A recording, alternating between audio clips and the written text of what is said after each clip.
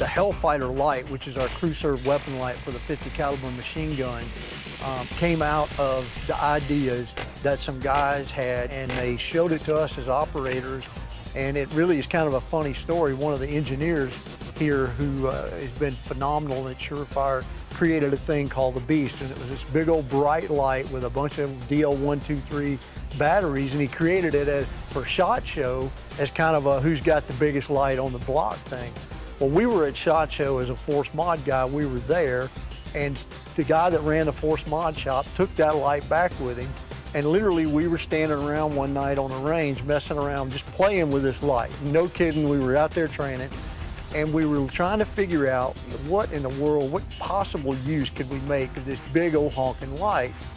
And next to us, one of the other ODAs was working their crew serve weapons off the guns.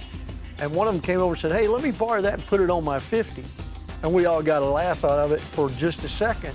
And then we stopped and paused and went, what about that? What if we were to? And that was the genesis we contacted SureFire. We said, hey, you remember that big? And they were like, yeah. And we had this idea. And a lot of people, both in our unit, and I'm pretty sure at SureFire, were like, you guys are crazy. There's no way. But John Matthews saw through that and saw the value in what we were saying, in that we could put a light on a crew served weapon like that. We'd be able to see the enemy further away and be able to engage him much more accurately. It makes the warfighter much more survivable, more lethal, minimizes collateral damage. And that's where the HellFighter came from. HellFighter's a great white light, but what it may even be better as is when you flip the IR cover over, it's an awesome IR light.